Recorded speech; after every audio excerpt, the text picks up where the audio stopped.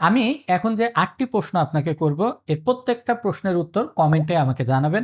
এই ৮টি প্রশ্নের মাধ্যমে কিন্তু আপনার ভেতরে যৌন সমস্যা কি কারণে হচ্ছে বা আদৌ কোনো প্রবলেম আছে কিনা এই পুরো বিষয়টা যে কোনো ডাক্তার বের করে ফেলতে পারবে। প্রথম এবং সবচাইতে গুরুত্বপূর্ণ প্রশ্নটা হচ্ছে ১ থেকে ২ মাসের ভেতরে আপনার কাছে মনে হচ্ছে কিনা যে আপনার ভেতরে যৌন আকাঙ্ক্ষা, যৌন আগ্রহ এবং সহবাসের প্রতি যে ইচ্ছা এবং ভালো লাগা এই জিনিসটা কমে আসছে কিনা। এই প্রশ্নটার মাধ্যমে কিন্তু আপনার শরীরে টেস্টোস্টেরনের কার্যক্ষমতা এবং টেস্টোস্টেরনের পরিমাণ সম্পর্কে একটা ক্লিনিক্যাল ধারণা যে কোনো ডাক্তার করে ফেলতে পারবে।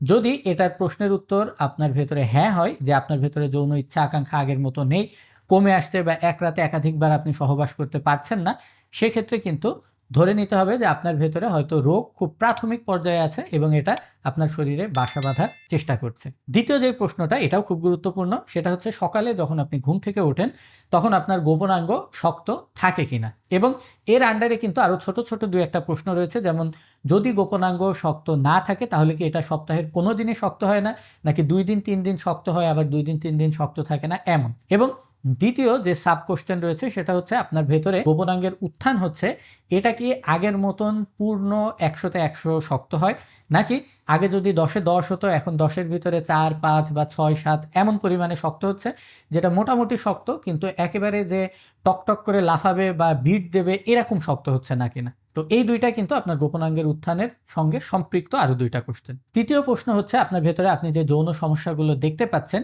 এগুলো কি সব সময়ই আপনার ভেতরে থাকছে নাকি মাঝে মাঝে হচ্ছে। যেমন ধরুন একজন সুস্থ স্বাভাবিক মানুষের কিন্তু সহবাসের কারণে 1 দিন 2 দিন 3 দিন ভালো থাকবার পরে চতুর্থ দিন গিয়ে দ্রুত বীর্যপাত হতে পারে।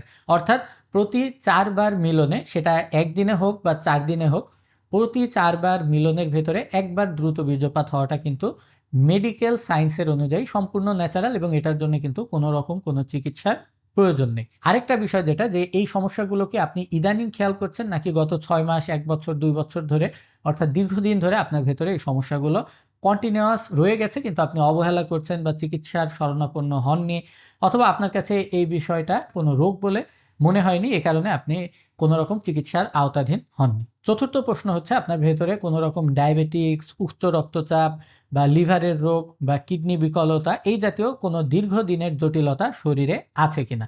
এই প্রশ্নের উত্তরের মাধ্যমেই কিন্তু আপনি কি ওয়ান টাইম ওষুধ খেলে আপনার ভেতরে সাময়িক উন্নতি হবে নাকি পার্মানেন্ট চিকিৎসা দিলে আপনি পুরোপুরি রোগমুক্ত হবেন, এই বিষয়গুলো একজন চিকিৎসক নির্ধারণ করে থাকেন। এবং আপনার ভেতরে কতটুকু ওষুধের পাওয়ার দিলে আপনার শরীর রেসপন্স করতে পারে এবং কি কি লাইফস্টাইল মডিফিকেশন আপনার লাগবে, এই পুরো পরিকল্পনাটা কিন্তু এই একটা প্রশ্নের উত্তর থেকে একজন ডাক্তার নির্ণয় করে ফেলতে পারে যে আপনার ভেতরে প্রেশার, ডায়াবেটিক্স, লিভারের রোগ অর্থাৎ ফ্যাটি লিভার অথবা সিএলডি জাতীয় রোগ এবং সিকেডি বা কিডনি বিকলতার সমস্যা আছে কিনা।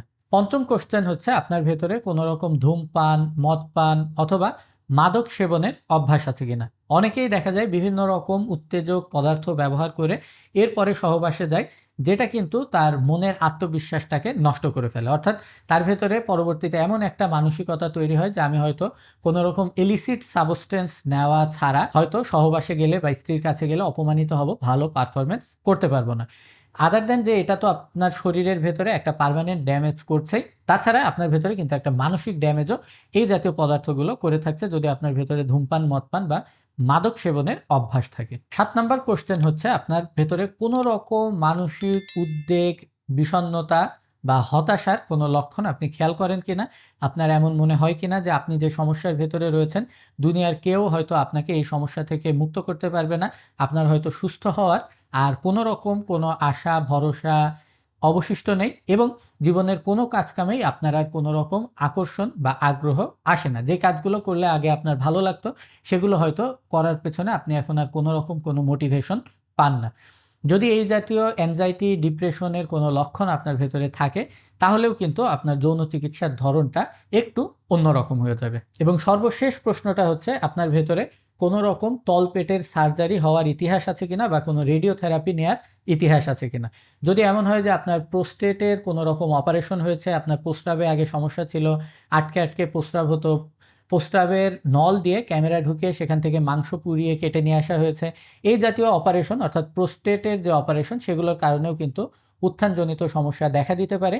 এবং যদি প্রোস্টেট ক্যান্সারের কারণে বা তলপেটের ক্যান্সারের কারণে কোনো রকম সার্জারি হয় অথবা রেডিওথেরাপি দেওয়া হয়, এগুলোর পার্শ্ব প্রতিক্রিয়াতেও কিন্তু আপনার যৌন ক্ষমতা নষ্ট হয়ে যেতে পারে। তো এই যে 8টি প্রশ্ন, এই 8টি প্রশ্নের উত্তর যদি আপনি কমেন্ট সেকশনে জানান তাহলে কিন্তু আমি জানিয়ে দিতে পারবো যে আপনার ভেতরে যৌন সমস্যা কতটা গুরুতর আছে বা আদৌ আছে কিনা। আমি পিজি হাসপাতালের গবেষক ডাক্তার আসিফ আনোয়ার আজকের মতো বিদায় নিচ্ছি। অবশ্যই ভালো লাগলে ভিডিওটি আপনার পছন্দের মানুষের কাছে ব্যক্তিগতভাবে শেয়ার করে দেবেন। আল্লাহ হাফেজ।